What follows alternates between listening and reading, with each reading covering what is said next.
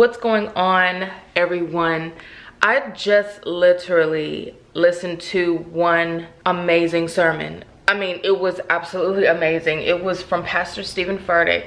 He just posted it. If I can get the link for, which I'm sure I can because they posted to their YouTube channel, but right now it's the live version. So by the time you guys see this, the link will be in the description box. Please go listen to it. It was so good. He came from the book of Leviticus, and he even said Leviticus is not one of like the main like books of the Bible that he like reads from all the time, and just, you know, but it was so good because it reads, I have it right here. The old harvest, and I'm reading from the New King James. You shall eat the old harvest and clear out the old because of the new. And in translation, it's basically saying, while you're still eating the old harvest, that's when you'll have to make room for the new. Let me get my notes just so I can make sure. And this is just my interpretation. This is just what I received from it. So of course, when you watch it, you may get something completely different, or, you know, in the same lines or whatever. But it was so moving for me because you have to literally make room for the things that are new.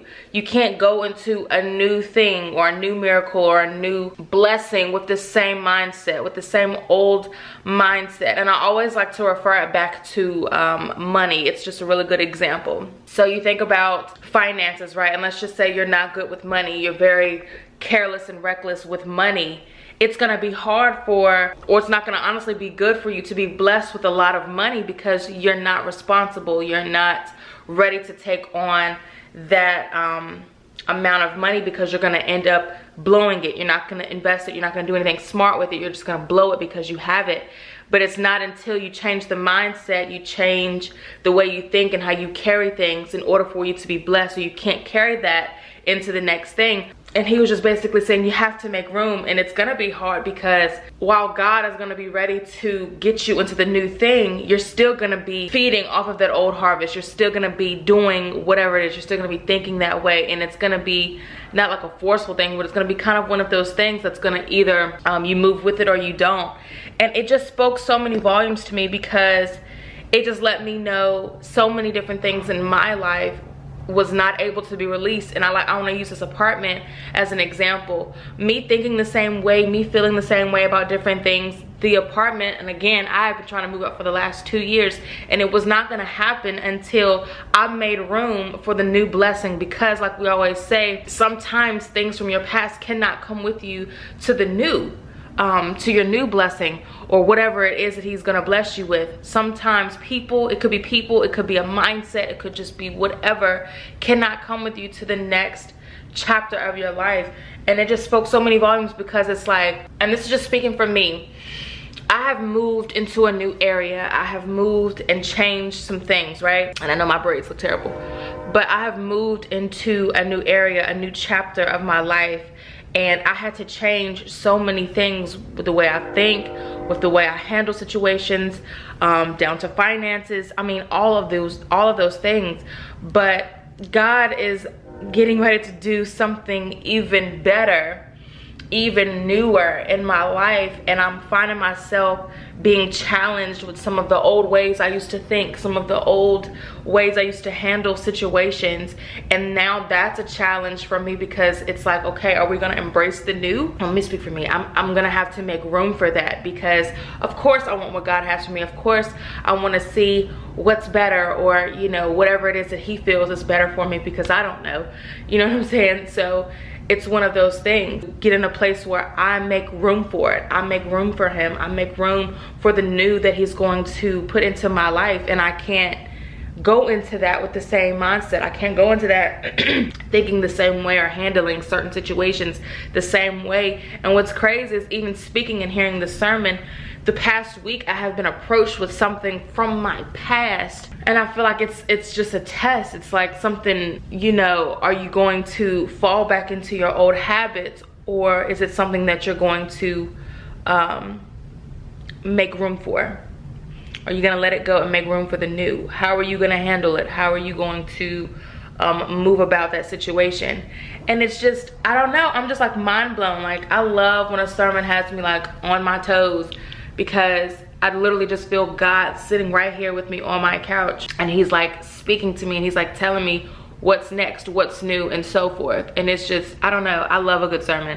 But if you need some encouragement, I highly recommend to watch this sermon. I don't even know what he named it. I forgot what he named it. He may name it like Make Room or something like that, because he kept mentioning like Make Room. But again, by the time you guys see this, the link should be up in the description box, and they should have it posted to their YouTube channel, because I know they go on live like on Sunday mornings, and then I think by Monday or Tuesday it's like actually posted. That way you can go back and look at it. And he did mention something. He said in order to get the new, God will sometimes test the old. And that like threw me, because I'm like, okay, I feel like I'm being tested with the old, because again, something has approached me from my past, and I'm just kind of like, is this my test? Like, what do I do? And then I do want to leave you with this, because I know I'm kind of all over the place, but I literally wanted to hop on here and share this.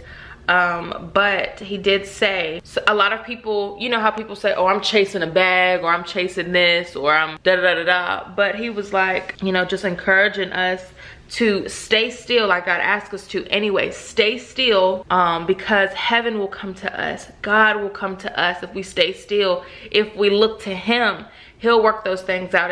It's even back to referencing, I think it's like Matthew 6:33, but seek the kingdom first, and then everything else will be added accordingly. So it's like, look to Jesus first, look to him first, follow him first before you do anything else. And that's who's gonna set it all in order. That's who's gonna put everything in place the way it should be.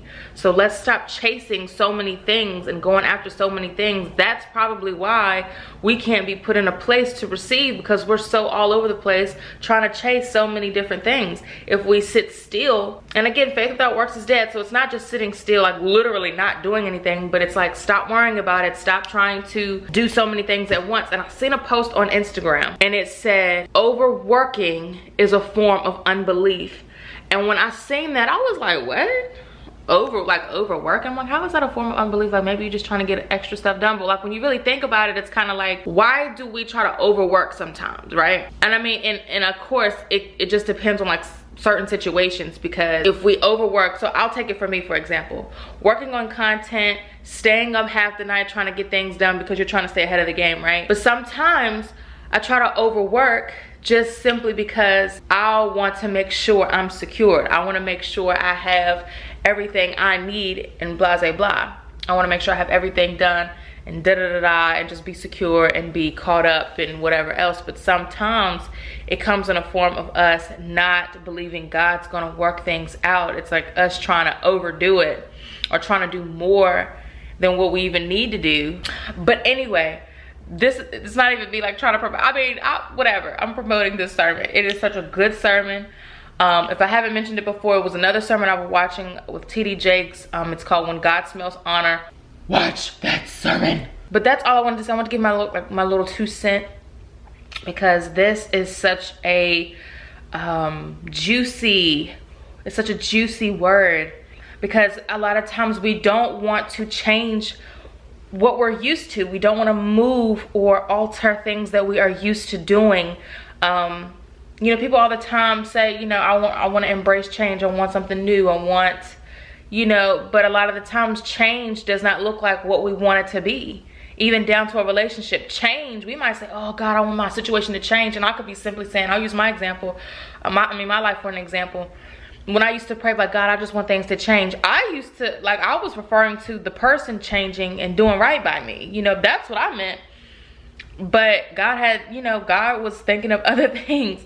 So at the time, I was not embracing that change. I didn't want to. So it's like now I kind of had to like be forced into the change, but now I'm understanding the change and why it had to be changed. I mean, I try to see the Lord in everything. Like today, they're coming to get this hard rock of a blue, beautiful couch. I love this couch so much. I love the color, but this is not a forever couch for me. And I can't spend that type of money on a couch. Even if it is, like the couch was like $500, and I know the conversation is changing, but I'm gonna pull it back here in just a second. But this couch was roughly like $500 to $600, and I'm just like, it's not worth that much money because it's not comfortable. So I have to embrace that change. I have to embrace the change, even though I didn't have it that long. But it was exciting. It was what I thought God was gonna bless me with.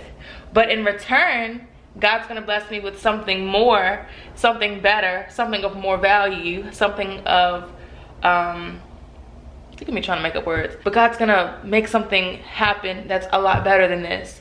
But what do I have to do first? I have to make room for the new, because guess what? This little old apartment is not gonna fit 2 couches. So one of them got to go. So I have to remove the old to embrace the new. I have to make room for the new. So I'm encouraged. I want you guys to be encouraged as well. Thank you so much for watching. You guys know how I am. Me in this little setting right here. Oh God, thank you, Jesus. I have missed like this stuff right here. I've missed this. But thank you guys so much for watching. I will not ramble on anymore. I'll leave you with this, just like he left me with this on the sermon. Make room. And sometimes, and this is the thing, sometimes it's not even about money, relationships, couches. I mean, it doesn't even have to be like that literal. Sometimes it's, oh, because he said something else. Look at me. He said something else. He was like, even down to like your jobs and stuff. He was like, you could be surrounded by people and you think that it's other people making the job negative or making things hard for you. With a lot of times, it's not even them. It's just you. And that spoke to me so much, because I say a lot of things about my job, but sometimes I feel like, and this is just me being transparent, sometimes I feel like the world is caving in on me, because I feel like people are against me, or people just don't gravitate to me, or really, you know, are fond of me, that type of thing. These are the things that run through my head, right? But he was saying a lot of times it's God trying to make room in us to get rid of those types of thoughts, to embrace positive things and good things, and it's not always about you, you know, that type of stuff. So I'm like, yes, God, to clear out some stuff in here to make room for newer thoughts and more positive thoughts. Because what's crazy, I talk about it all the time, which I just posted a video about it, about your mental garden and, you know, not feeding yourself so much negative things. Literally, it alludes back to all of that. You have to clear out the negativity. You have to clear that stuff out. You have to make room for better thoughts, more positive thoughts. Okay. I'm out of here. Love you guys. Mwah.